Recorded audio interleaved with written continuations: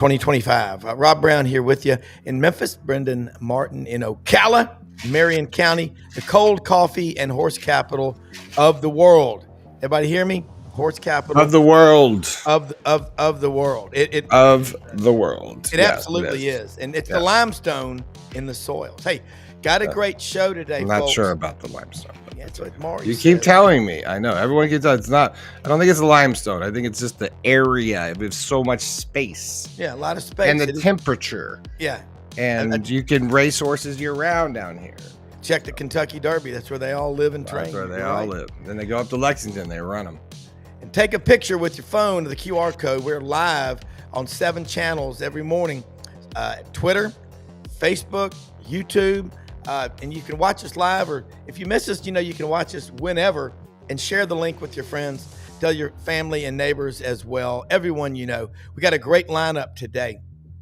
Coach Matt Dean over in Memphis at Rhodes College will weigh in. I'm going to ask him what he's hearing about Oregon recruiting as well. They've been losing. Had a big 5-star leave, but that's recruiting right now. It's the highest bidder. We'll also have Chris Lee of Southeastern 16 up in Nashville. Gary Harris, Tuscaloosa, Channel 23, and Tider Insider TV.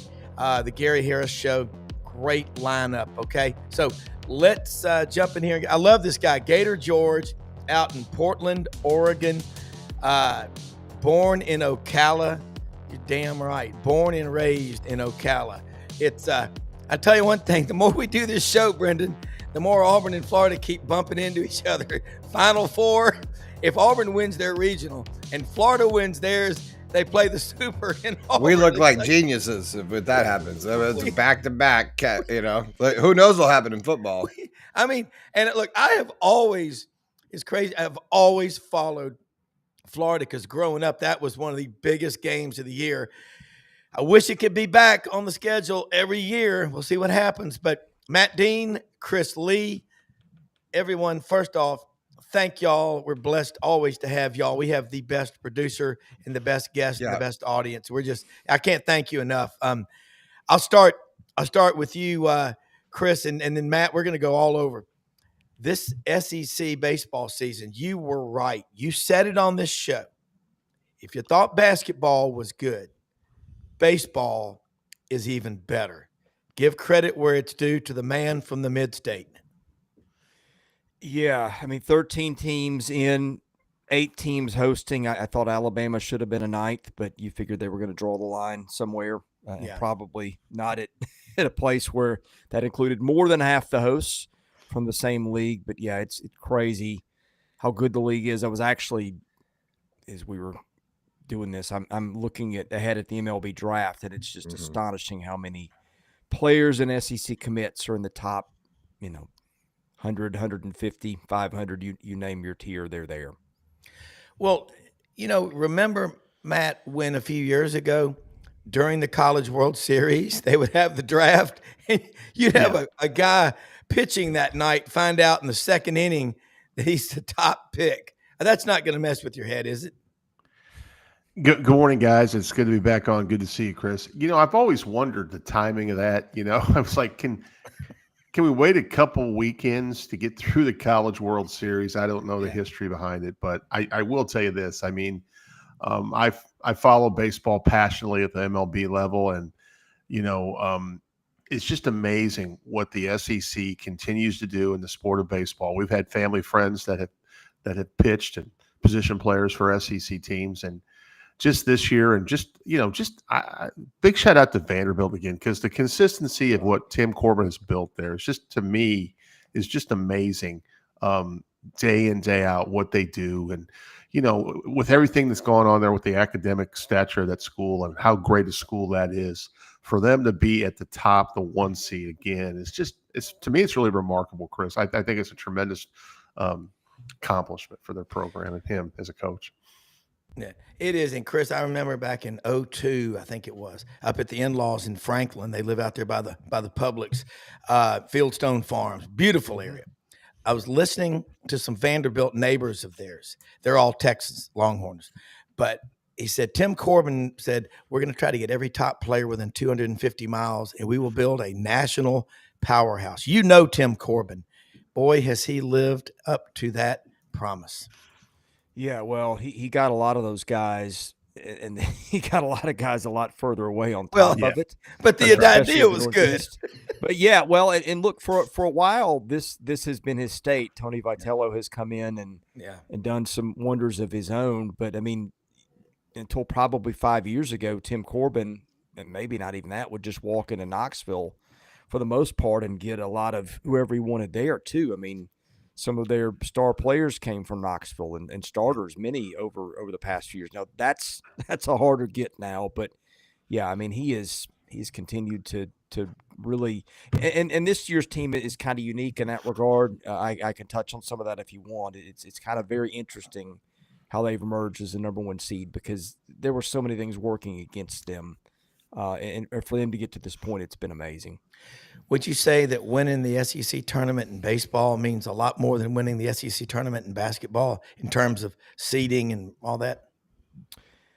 Probably. I mean, maybe, the format change. I'm kind of interesting to see. It'll be interesting to see going forward how that changes. And by the way, I like the format. I think it incentivizes teams to play to win now. It used to be if you had a national seed locked up or whatever going into the tournament, well, why bother? Especially if you need to win, 5 games or something like that, then that's using a lot of pitching. It could hurt you for the real tournament. But I think the format, and I know that's not what you asked me. Yeah. I like what that did. But I mean, you saw it last week, right? Vanderbilt was at no point of the season was Vanderbilt on the radar for the number one national seed. I mean, it was creeping there. The metrics were there. I think they went to Omaha or to Hoover and were so dominating. Yeah. It sort of forced the discussion. But I mean, Ole Miss was on the outside looking in for a host and got a 10. Yeah. Tennessee probably needed to win a game or two and did. So the Vols ended up with the national seed. I do think the tournament this year was very meaningful in that regard. Because you look at, it's not trying to diminish the importance of winning the basketball tournament, but it just doesn't seem like it helps you in terms of getting a better seed in the NCAA tournament. So, but of course, you want to win it regardless because if you're a competitor, you do. Matt, you look at the cost, and you've been an athletic director. You're crunching the numbers. You understand all the minutia. Baseball, when compared per player cost-wise, where does it rank versus basketball and football?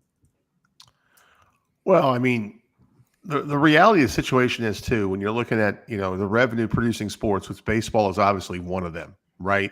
The beauty of baseball too is the better programs also offer you midweek opportunities besides conference opportunities, which are traditionally home games. Most of the midweek games played are not away games. So you're going to have more opportunities to showcase your product in front of your fan base. And sometimes if you have the elite level programs, it may offer some fans a chance to actually watch a game that don't have season tickets, let's say. That's not always the case. I understand that, but that is part of it. Forever, and we've been waiting on this ruling, Rob, with the judge. I'm surprised you didn't bring it up, but the last 8 shows, I think we've had a question about it. But, with the increased roster size to baseball and probably the influence of NIL on baseball more prevalent than the start of NIL, I just think there's so many opportunities in corporate sponsorships in baseball these days because people love this. I mean, we all grew up at one point. However we ended up in an athletic realm, we started playing baseball. We like to take our kids to the game. A lot of times it's a family event.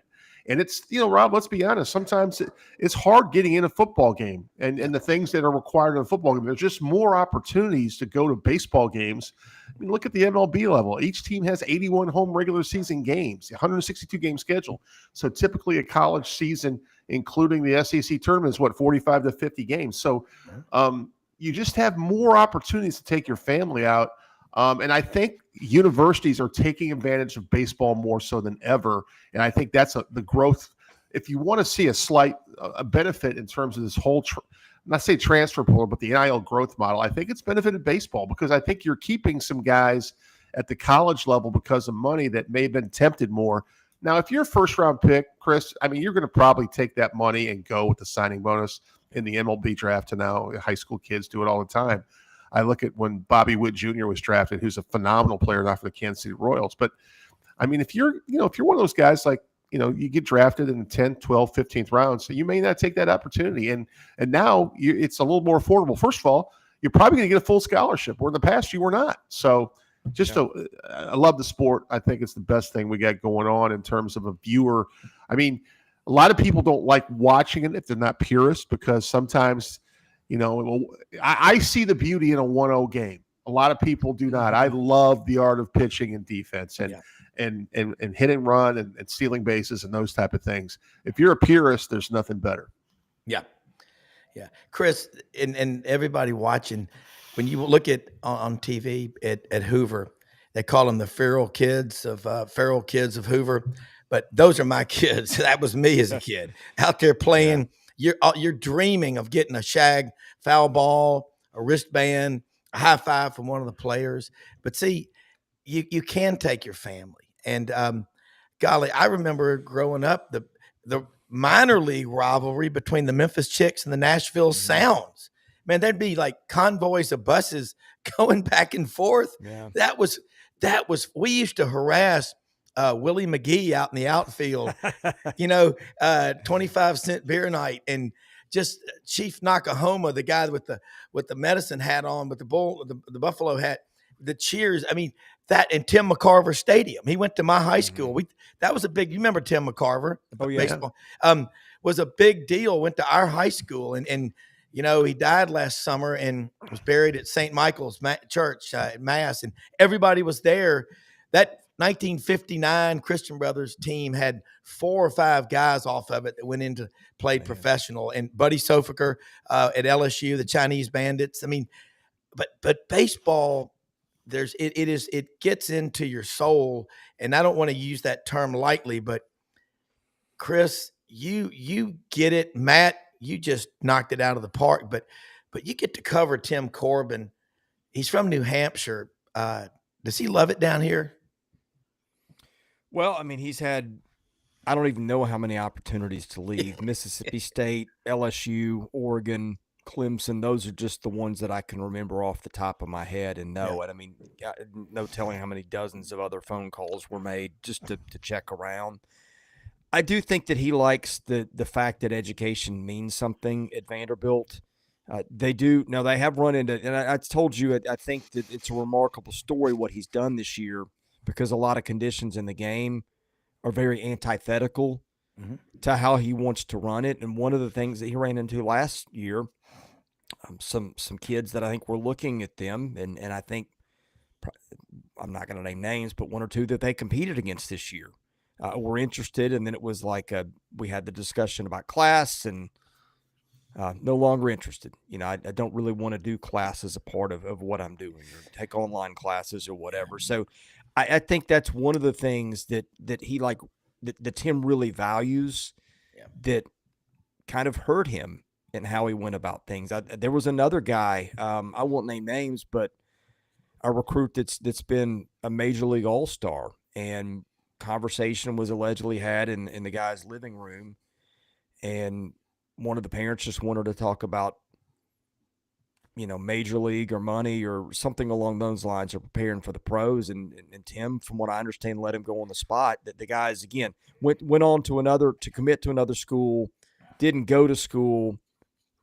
It's a name that you'd know if I mention it professionally, and I won't here out of respect of everything. But sure, again, a guy that's made all-star games and then some, and that's how he sees the game. I think that's one reason he stayed at Vanderbilt, among other things. I mean, that and the fact that you're living in Nashville, that's a pretty good place to live these days. Mm-hmm.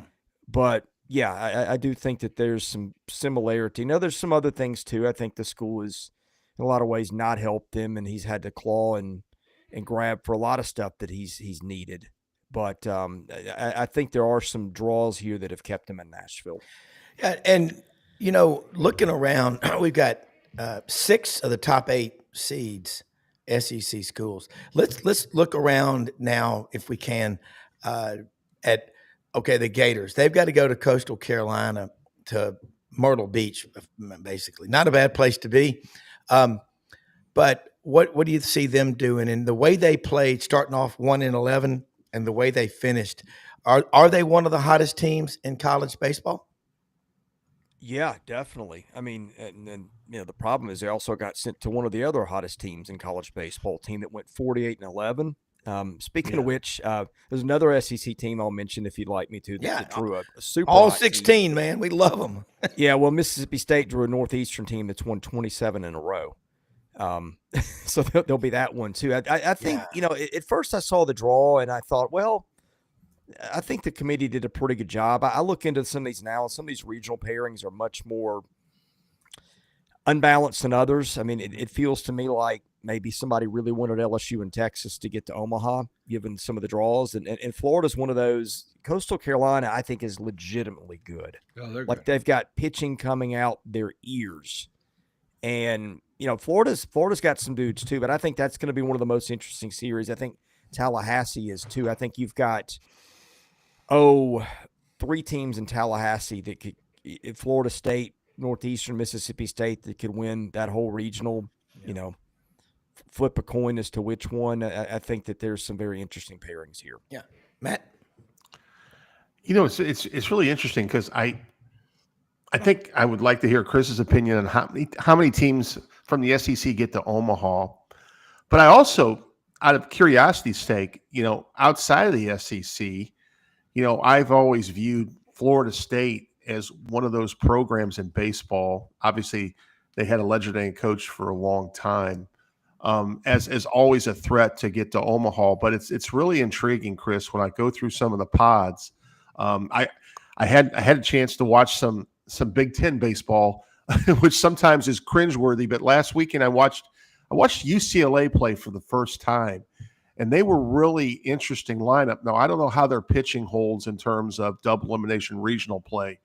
But I'm just really curious, Chris, your opinion of outside of our league, the SEC, who do you think is one of the most dangerous? I mean, you mentioned Coastal, 48-11. I don't care what you guys say. That's just remarkable. But who else do you see under the radar? Is it a North Carolina? Is it a Florida State? Is there some? What about Oregon State? Is there someone I'm missing here that you think could make a run and get to Omaha that may be kind of under the limelight? Yeah, I think there's a lot of parity. So I think the bigger answer is a lot of teams. I think the 2 that probably stand out to me the most, or maybe the 3, are Coastal Carolina. I mentioned them. Yeah. Just unbelievable depth of pitching. They've got starting arms that are really, really good. I think they're one. I think Oregon is one. Oregon's a pretty balanced team, can really hit the ball. That's one. Although I think the draw, let me look this up. They got North Carolina, which is the other one. I think North Carolina, you're seeing North Carolina be listed as a national title favorite among a lot of the experts, and I can see it too. I mean, pitching is the thing that I look at first because it's a hitter's error, and if you could stop that, and you've got depth to get through the weekend, and remember, sometimes even teams that are overwhelming favorites have a stumble somewhere. So I always look at pitching quality and depth, and I think those are some of the teams, in particular the Carolina schools, that have that. Yeah, and I tell you, I like this guy Gator George. He's smart. He's a good dude. I like him. He's rolling today. He is. Well, I love him. I mean, I get a little bit compulsive. I think he's into your coffee, Rob. As a problem. Shadrack's coffee. I mixed up the pecan with the Jamaican me crazy. This is good stuff. But you know what about baseball? I think Shoney's saying Gators got a good draw. That's a tough one. Coastal Carolina, aren't they? Yeah. Aren't they the 48-11 team we're talking about? And they won it all back in 2016. And you look at these draws. You go back to 1997. There were 4 or 5 teams from the SEC in the College World Series. And I remember it was Auburn, Alabama, Mississippi State, and LSU. And after that, the NCAA seeding tournament committee tried to change that so not so many teams from the SEC could get there. But what happened was more teams in the SEC doubled and tripled down on their commitment to baseball. That's what I think happened. Agree or disagree? I agree. I think you're seeing some teams that are not traditionally teams you think of caring about baseball. Tennessee is at the forefront of those. Obviously, Tony Vitello won a national title last year. I think another one is Kentucky. Kentucky has been really competitive in a regional again this year, and we talked about the draft and money a few minutes ago. Kentucky got a kid named Tyler Bell through the draft. He was a second-round pick of the Tampa Bay Rays, a shortstop from Illinois, and I've seen he's a tremendous ball player. Like if you said who's the freshman on the field that turned down first-round money last year, he's pretty easy to identify. He's just a good all-around player, and the slot I think that he had was $1.1 million. I don't know what he made to go to Kentucky, but it was enough to where he went to Kentucky. And so I think that's another place you see the commitment. But yeah, I mean, I think everybody other than Missouri right now, I feel like it has gone in, to a significant degree on baseball. Well, the interesting thing, 88, Butch Thompson was on with us yesterday, and we talked about 88 SEC players on opening day rosters, Matt. Go back 3 years ago, I think it was 48. So the message is out there. This is a great league to come to. But, Matt, you touched on looking at Big Ten baseball, and the great duality in your statement was watching UCLA in the Big Ten, because we all grew up watching UCLA and Arizona State, these Pac-10, Pac-12 powerhouses. Same thing with softball. And here they are again. UCLA, you got athletes falling out of the sky. Yeah, I mentioned UCLA and Chris mentioned Oregon. Those are probably but Nebraska won the Big Ten tournament to get the AQ. But I mean, that was so. What's really interesting about baseball is like when we follow basketball, we know the teams outside of the SEC that are going to make. When we do our brackets, we have a little bit of education throughout the land about who's going to be, we know Houston from the Big 12, Kelvin Sampson. We know all these things about Cooper Flagg and Duke. But that's why, baseball is just so romantic, because you can literally get on a run. If you got pitching, man, and you can catch the baseball behind your starting pitcher, you can beat anyone. And that's not like how football's played. It's sure not how like basketball's played. Because it's other sports are so depth sports. And I'm not saying you don't have to have depth in baseball. Don't get me wrong. But I just go back to baseball and the roots of it. Like I see you wearing an Atlanta Braves hat, Chris, the other night when Acuna had his first pitch back from injury. How awesome would it have been to be in that ballpark to watch that thing sail out about 470 feet? It's just, you don't see that in any other sports, guys. And that's why it's so interesting in the regionals. Now, sometimes in the super regionals, when you're 2 out of 3 and you got a host site, you don't always see a visiting team win that series. But man, these pods of 4, I was just up in one for our baseball team. We lost in the first round, but there's so much excitement in that first weekend series, I think. And I just think, you even mentioned a couple teams like Kentucky. I mean, what they've done in the last 5 to 7 years in baseball, they're a basketball state. They're a basketball school, and we always give Stoops problems because he's trying to make it. He comes out and says, well, we're a football school too. But I just think it's really neat. And that's why I reference Coach Corbin, because what people can do, at baseball programs. Rhodes College never won in baseball till we hired a guy, Jeff Cleanthes from the Northeast. 596 wins later, we got a pretty good baseball program. So you have different ways to play the game. I mean, you can play small ball. You can be Earl Weaver and look for the 3-run home run. I mean, baseball is so romantic. My favorite movie, For the Love of the Game, Kevin Costner. I've watched that 30 times. Yeah. No, and that you're hitting on so many great points. And I want to ask you now, Chris, about Texas and Oklahoma coming into the league this year. What did you see from those two programs that was different, maybe that you hadn't seen from the other 14 SEC schools? Well, not a lot. I mean, Oklahoma's another kind of team that will emphasize defense and pitching, and in a power era game, it's more like the way Vanderbilt and Kentucky are constructed. Yeah. And so and Texas is too, for that matter. I mean, those teams are not going to lead the country in home runs, but they're going to pitch, they're going to defend, they'll run. So I think it's maybe a little less gorilla ballish and a little bit more traditional baseball style, it feels to me in watching them. Yeah, and Texas, 38 trips. Jimmy McDavid, my friend, is watching out in Weatherford, Texas. He reminded me yesterday, Longhorns, he's a Texas grad. Longhorns have been to the College World Series more than anybody, Brown. Don't forget that. And they have. Augie Garrido, legendary coach. Rod Ditto, Southern Cal, won, 11 national titles? But they were not in a league where you've won the last 5 College World Series. We didn't have a winner in 2020. Yeah.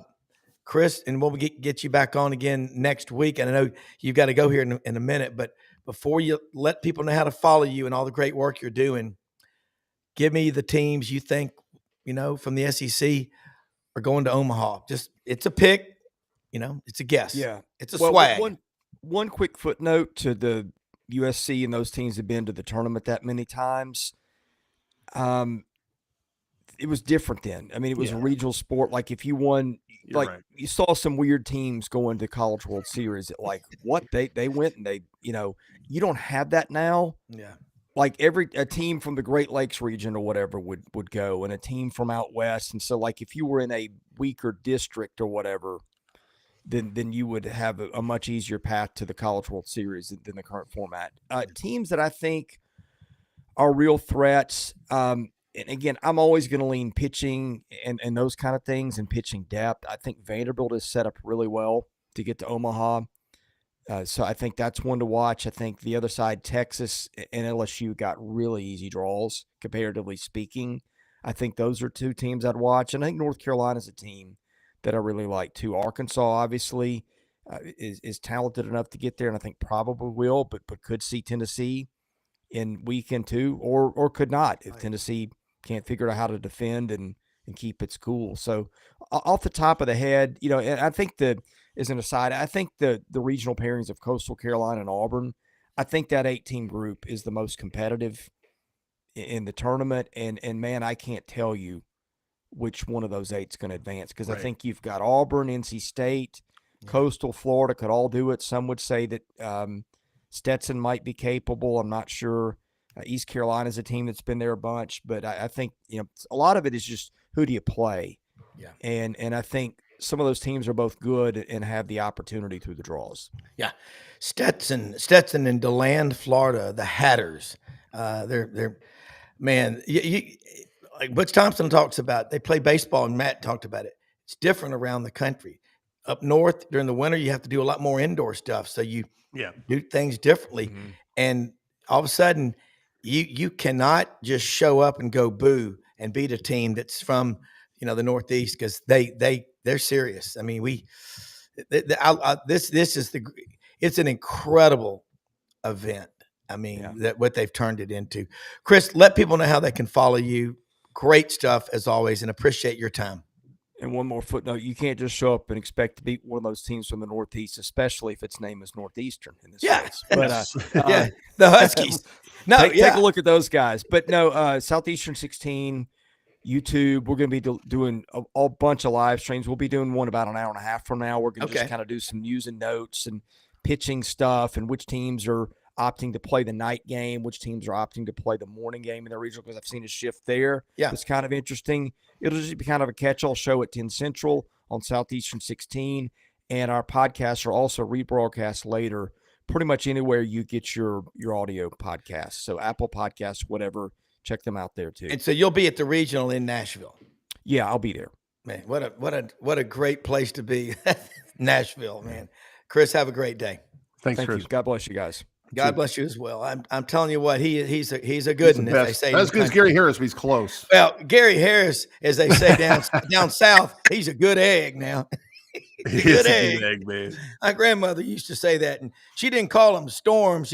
She was from Middle Tennessee, from Hohenwald up in Dixon County. She called them storms. I go, a what? A storm? But hey, let me say something real quick about Winter Timber Outdoors, and we'll bring Gary right here. Winter Timber Outdoors, located in Athens, Alabama, on the top of the state. They are located between Florence and Huntsville, open every day of the week. Look, the hunting seasons are over, really. I mean, you can go out and fish, though. But you've got to be getting ready for deer season, duck season, your food plots. One store, one stop, one place to shop. Winter Timber Outdoors. And they're building a 13,000 square foot store in Auburn, Alabama on University Drive. Going to open up later July, early August, right near Interstate 85. Great place to stop. Everybody travels on Interstate 85. Winter Timber, again, open every day of the week. Everything you need for the outdoor life. Okay. So look, man, okay. Sorry, I caught Brenden. I didn't mean to do that, but no. Hey, Gary, by the way, when you've got a producer, and Matt, Brenden is incredible. A producer is like the quarterback, on the show, going in and out of breaks and all.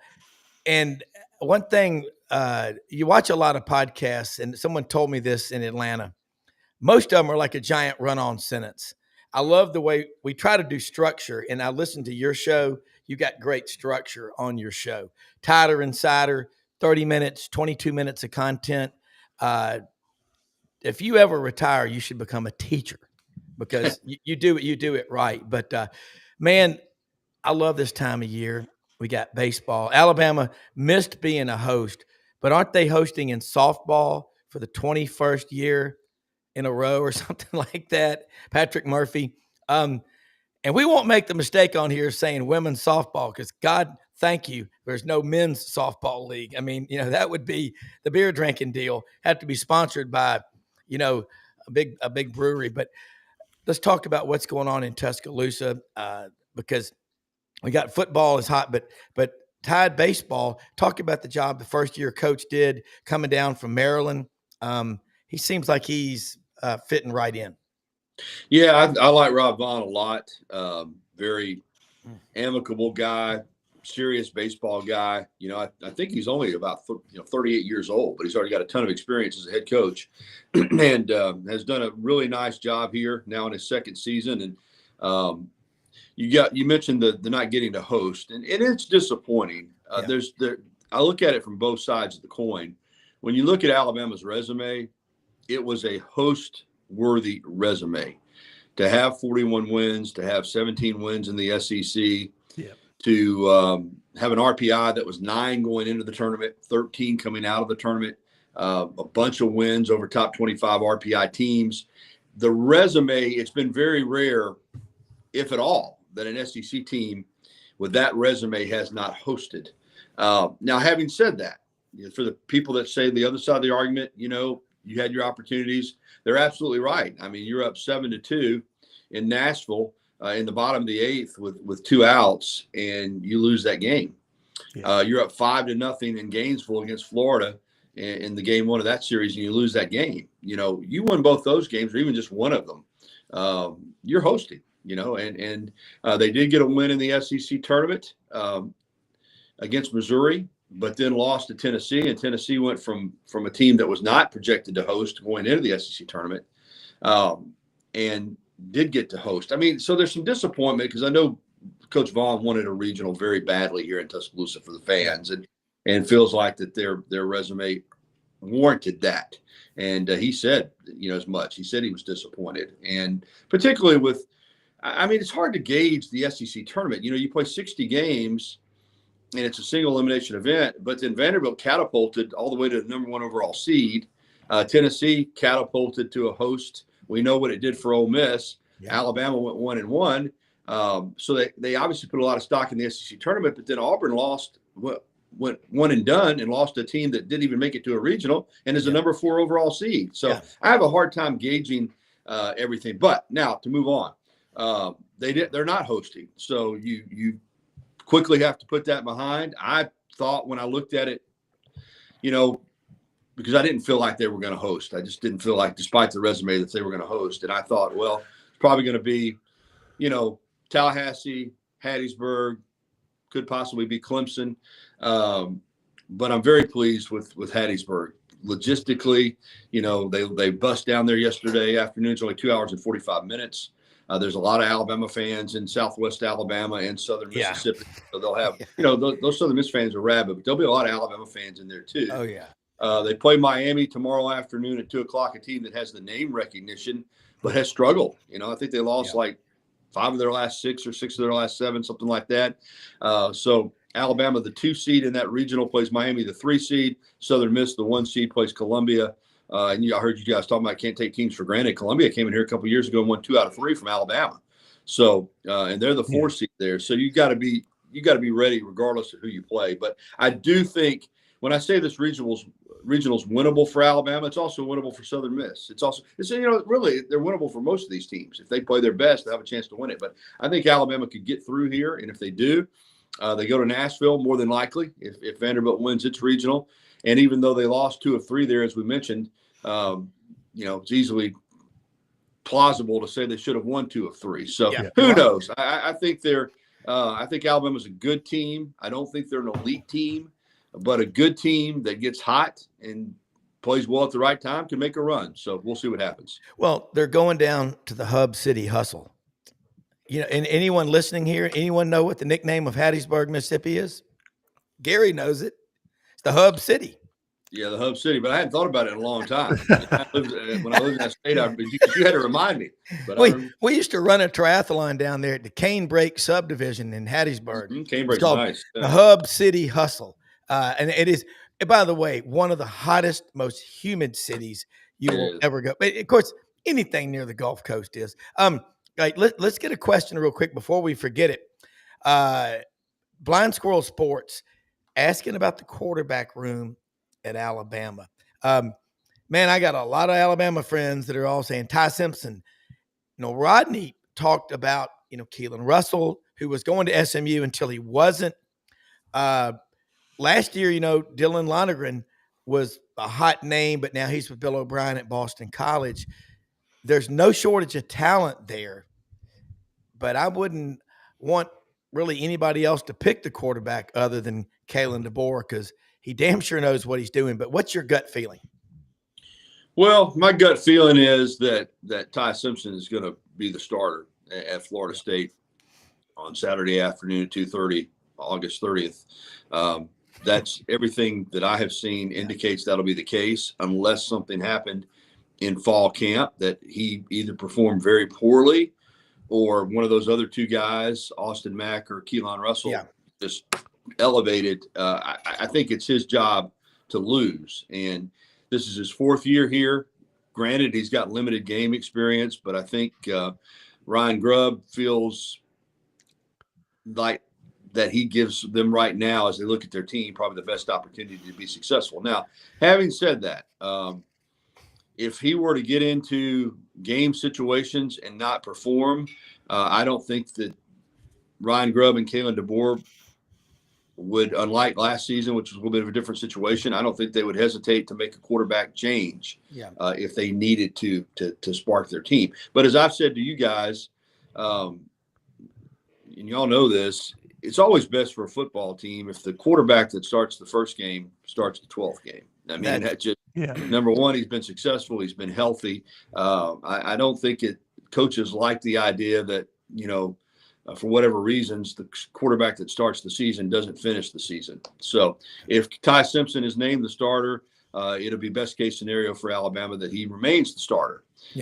But I do think that there is a possibility that, again, we don't know how he's going to perform. He hasn't played enough in game situations as a starter. But if he does not perform well, and let's say 4 or 5 games in, they've got a loss or 2, then it wouldn't shock me if they change quarterbacks. Yeah, and Brad Bellamy's going to be on here in a few minutes, the general manager at Landers Ford. He's a huge Alabama fan, wants to talk to you. But I'm with you. And, Matt, you know this. Look at the end of the season, how many of your starting 11 on offense, starting 11 on defense are still healthy. And with depth being what it is at a school like Alabama, and that's saying a lot in the era of the portal. You get a hot quarterback, Matt.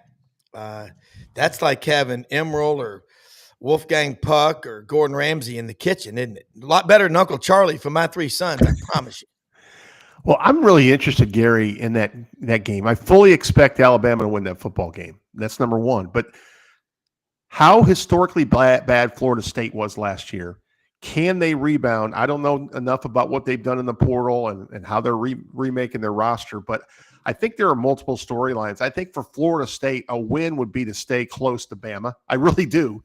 And also, I'm curious to see how Bama looks offensively in a new model with new quarterback. I think that's a real intriguing game because it's, no matter what you say, I mean, the jerseys matter a little bit sometimes. And I think Florida State at home, it's going to be huge for Coach Norvell to be competitive in that football game. And I would expect, not that we're doing lines in the show, but Bama will probably be a 2-touchdown favorite. That's just my guess. We love lines. But I just think that's a really intriguing early matchup with two power conference schools going head-to-head at Tallahassee. Now, if the game was at Tuscaloosa, I think it would be a blowout. But I think for Florida State, they have to be competitive against Bama, or this is going to be real interesting what goes down in Tallahassee next year. Man, I agree with you. I've said this on my show. I think it's a concerning game for Alabama. I think that the way college football and college basketball, all these sports are now, it's a year to year. And I don't think you can look. I think last year, to some degree, for Florida State was an anomaly. I just think, it was the year before the incredible disappointment that they had in not getting into the playoff. And then it kind of started in the Orange Bowl when they had all the opt-outs and Georgia just struck them. And it was just a bad vibe around the program. And then last year, it was worst case scenario at the quarterback position. And it spiraled on them. You're right.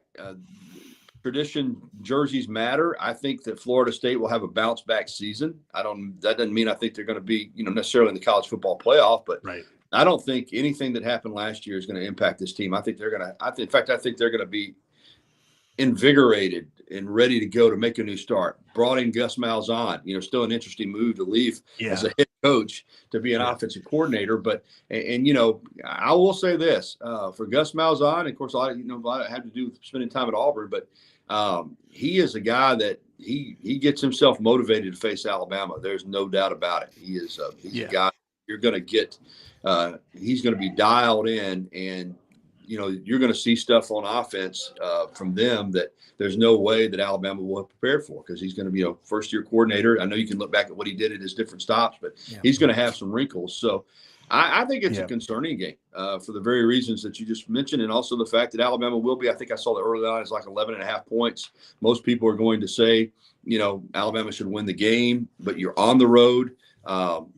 Doak Campbell's going to be rocking. So, I think it's a very concerning game for Alabama, and certainly one that if you lose that game, man, just right off the bat, you're not that you couldn't come back from it, but you're behind the 8 ball. If you're Alabama and you drop that game, your margin for error the rest of the season is like that. So I'm concerned about it.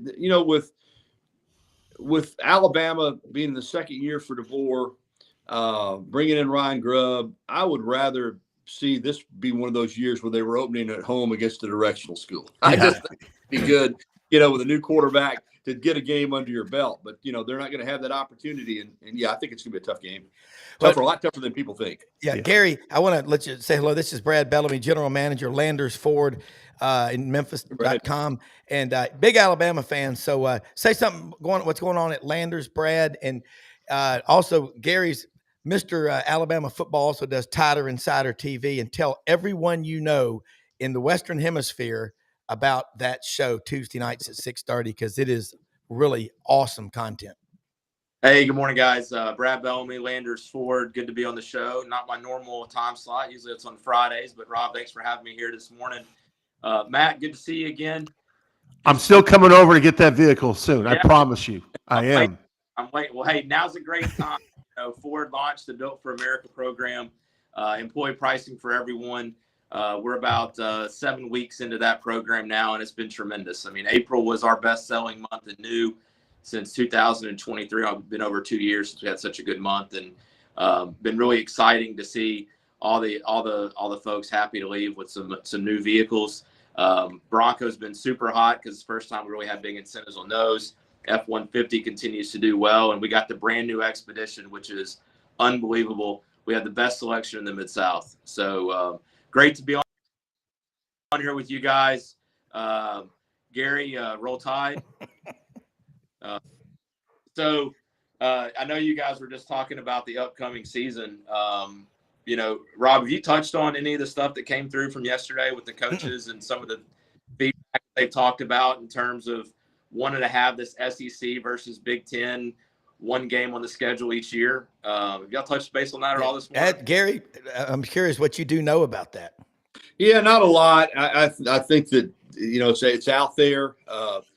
Again, getting the schedules arranged to do it, to have conversation about it and to kind of kick it around is one thing. To actually apply it and have it work out where you can do it. But I think we're probably headed toward that with where these two conferences are at and the way they have positioned themselves. I think it's something, again, it's sports, but it's also entertainment. We know that, and, having television inventory, having, games that the networks want to carry. And of course, that's another thing too, is working it out with the different TV partners. The Big Ten has its TV partners, the SEC has its partners, but I think that's something that wouldn't shock me if it is down the road and they do it. And of course, it wouldn't shock me if down the road, we'll see how it all plays out. But the way we're headed, I still think that in a few years, it's going to be a limited amount of teams that are playing college football at the top level. I really do. I just think that we're headed toward a situation where a lot of these schools just aren't going to be able to keep up. So that would make that even more realistic to have the SEC versus the Big Ten. Yeah, and the SEC spring meetings, the 9-game schedule. I will just say for the record, I'm against giving 4 guaranteed slots to the conference. I like straight seeding. Take the best 16 because you don't want to limit yourself or perception-wise limit yourself to 4 spots. Matt, your son's on the staff at Oregon. They're in the Big Ten now. That's a league that you've got Michigan and Ohio State, traditionally the powers. Now you're bringing in Oregon, who in the last 10 years has had a top 10 recruiting class every year, at least top 10 or higher. Yeah, and I think they would have liked straight seeding last year. They wouldn't have seen Ohio State in the quarterfinals in the Rose Bowl. And I wouldn't have been out there spending a lot of money to watch my team get torched. How about that? But, honestly, it's no different when you get to tournament play. The strong survive. Ohio State got hot. And looking at Bama last year, let's be honest, if they went on the road either at Vanderbilt or Oklahoma, which we for sure thought they would won one of those 2 games, they would have been in the playoff. And, everything, there's a fine line, guys. I've coached for a long time and going back in it next year, getting back on the bench. And a lot of the whole winning thing is, we talk about talent. Obviously, you got to have players, but man, it's such a mental thing. And, when you get on the road and you don't have that traditional in your own bed and you're a lot of crowd noise, and sometimes it's harder to check down on the road because of the noise, you're going to make some mistakes. And if you look at both those games for Alabama, first of all, I never thought their defense would have given up the amount of points they did to Vanderbilt, but the quarterback was phenomenal that day for Vanderbilt. And secondly, they only scored 3 points, I think, against Oklahoma, guys. And on the road, you can't win if you don't score. So I think I project Alabama as a playoff team this year. I've looked at a lot of SEC schedules, and man, there's no easy path for anyone. There are some easier paths, but I just think, you gotta win every home game, and you got to find a way to stay away from 3 losses on the road. If you do that, you're in the playoffs if you're in the SEC or the Big Ten. That's the bottom line. 10-2 is going to get you there regardless of the model. Yeah. That's why it was so crazy when they struggled so bad at Oklahoma last year, because I was expecting Milroe to struggle at LSU, right, given the crowd, the environment, given everything that we had seen up to that point, and then they completely destroyed them. I was like, all right, maybe we're past this early game mistakes that are going to take us out of the game early and then try to fight back. I mean, that's what happened against Vanderbilt. Was we gave up 2 quick scores and on 2 stupid plays, and then we had the punt where we got the same jersey number on the field twice, and it was just you're trying to come out of a hole, and man. Yeah, that Oklahoma game was so bad and no one expected, because Oklahoma had been so bad at that point. But who would have ever thought we'd have an SEC season where Auburn, Alabama would lose in the same year to Vanderbilt and Oklahoma.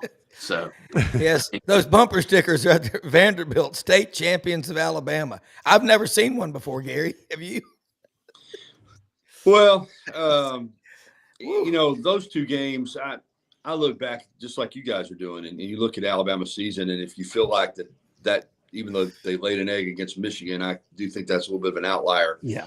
That should have been a playoff team. And that's why I'm hopeful. And listen, Nick Sheridan is such a bright guy, man. He's such a intelligent, intellectual type of guy. And I think he's an excellent football coach. I'm not sure that last year in this league, he was ready to be the play caller. That's just my opinion. Yeah. And I think bringing Ryan Grubb in is going to make a difference. And I look at those games that you referenced, and especially the Oklahoma game. You obviously have to put a lot of it on Milroe, but I think even with Oklahoma's problems, Brent Venables is an excellent defensive coach. I know Todd Bates, the defensive line coach out there, very well. And I believe they had a bye before that game. And Alabama didn't. You mentioned the LSU game. I think they felt like they could just go in there maybe. And I don't think that Alabama had a great game plan. I don't think they adjusted well in game. And I thought last year with Coach Sheridan, the in-game adjustments were an issue for that offense. And I hope that's cleaned up. Because again, as bad as the Oklahoma game was, at least it was Oklahoma. Even in a bad year, it's Oklahoma. That's right. They're like Alabama. They're a traditionally program. You lose to Vanderbilt for the first time in 40 years when you're number one in the country, coming off a win over Georgia. I still, to me, that still stings more than mind-boggling. Yeah, it's just a good. And I give Vanderbilt a lot of credit; they were better, but that was a case where, if you want to put it on DeBoer, if you want to put it on the players, I was there. I saw it with my own eyes. That team was not ready to play. Yeah, they felt like they were going to roll in there. You could even sense it in the pregame, just kind of a little bit of an arrogance. And Vanderbilt took it to them. So, but that was year one. You hope that this coaching staff, this group of players have learned their lessons, and I'm with Matt. I think Alabama, if we're sitting here after next season and Alabama's not a playoff team, I think the heat's going to be, turned up, and should be. Alabama should be a playoff team in 2025. Yeah, I agree. Well, the one thing about fan bases that are passionate and the heat's turned up on the coaches is historically they're good. If you have the opposite, apathy, you're toast. Okay. And that's what's and Kalen DeBoer knew that when he was looking at the Alabama job. He is. And Brad Bellamy, Landers Ford is the sponsor of the Touchdown Club in Memphis, Gary and Matt, and bringing some incredible speakers in. And by the way, we got Roman Harper coming in, Tyler Siskey, Cole Kubelik we do a spring speaker series. And I told him, I said, I'll get Roman to come on because Roman comes on our show. We're blessed to have him out of Prattville, Alabama. One thing about Roman, he does an interview anywhere he is. If there's WSFA TV 12 or Tuscaloosa station like WVUA TV 23, he will give multiple shout out to everybody that helped him become who he is, starting with his parents and all. But you got to cover him when he was at Alabama. But he, by the way, looks like he could still play. He was a great football player. He's a good dude. People forget that Roman was. When you looked at him physically when he got here, I was like, man, this guy's a good-looking football player. But he did not. It wasn't like there were, schools beating down his door to sign him out of Prattville. You're right. So he had a little bit of incentive, but tremendous player here, tremendous pro player, in the NFL, and has become a great analyst. But I'm glad that, Memphis has still got a thriving quarterback club because, we've talked about this before, Rob, and, Brad can speak to it too, Matt, as well. When I was coming up in broadcasting in the early years, quarterback clubs were every town in the South. We used to cover them in the TV business because you could get content, and when I started out in TV business in Anniston, Anniston Quarterback Club, the Oxford Quarterback Club, the Gadsden Quarterback Club, the Talladega Quarterback Club. We covered those things because they brought in great speakers, but most of them have gone the way of the dinosaur, but I'm glad that there are still some that are around. Yeah. It's a work in progress, Gary. The thing is that we have generational change, and we got to get more younger people to prioritize stuff like that. You're competing for everyone's attention, whether it's kids that's year round that doesn't stop now or everything else. And I mean, it's been awesome to be able to experience and get to know, some of the folks we've had. Greg McElroy was here last week, and I mean, just did a phenomenal job. He does every year. And, one thing he spoke about, and I was curious to get your take on it, Gary, is he talked about the Auburn coming year and it being a top based on whatever analytics are out there. I struggle to think that they're going to take what they've been and be a playoff team and be able to deliver on the expectations of the Auburn fan base, no matter how much money that they've spent. What's your take right now on Auburn? And do you think that the money's going to pay off? I mean, it didn't pay off for Ole Miss last year. And I feel like Auburn's kind of the same boat, except for I do feel like every 6 or 8 years, Auburn all of a sudden has a national championship team, and then they don't make the playoffs for 6 or 8 years. What's your take, Gary, on what they're looking like? Well, I think, and I'll say this for Ole Miss. You're right, Brad. They didn't make it. But, boy, if you'd have told them they would have the wins that they would have, and the game that you talk about bad losses, Kentucky at home. Wow.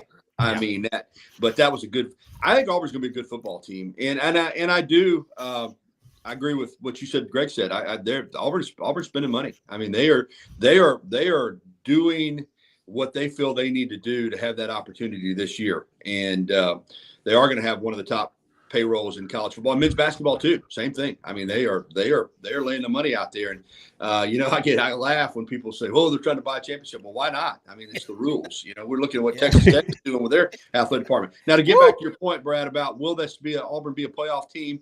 I think they're one of those teams that best case scenario, yes. I think best case scenario, if you're an Auburn fan looking, going into the season, looking at your roster and looking at your team, and you're saying, hey, we can win this game, this game, this game. I mean, you can make a case for Auburn to be a playoff team.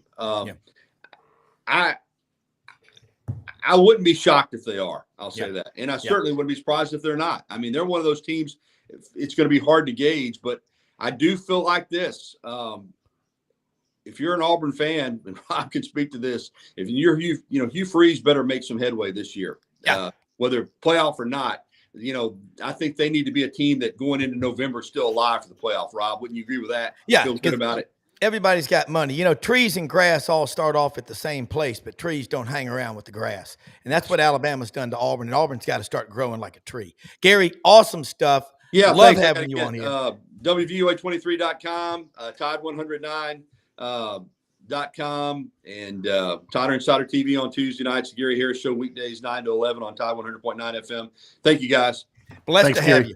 Hey, by the way, Brad, put the Tide 100.9 app on your cellular phone. I've got it on there. I start off listening to Wimp and Barry Sanderson in the morning. Gary Harris Show is on right after we go off the air. We're about to wrap up. And let me say something right down the street from the great folks at Landers Ford, who, by the way, guys, you talk about a great community partner.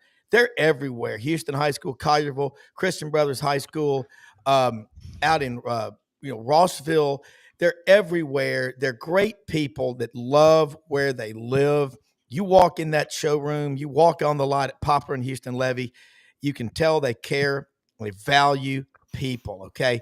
Hewlett and Dunn right down the street from them on the historic square in Collierville, Tennessee, open Monday through Saturday, 10 a.m., 6 p.m. So that means they're open today. Go see Raven. Get your wife, your girlfriend, great-looking women's boots and all. Matt, let me have you. Chris Lee, executive producer Brenden Martin. Mother Teresa said it best, Matt. We can't do everything, but we can all do something. Among us. If you can help people, do it. The return on investment on that is forever, okay? Watch this channel tonight, Buddy Martin Show, 9 p.m. Eastern. Duke Scoops. We got so much going on because we got the best executive producer on the planet. All right, John Boy. See you tomorrow.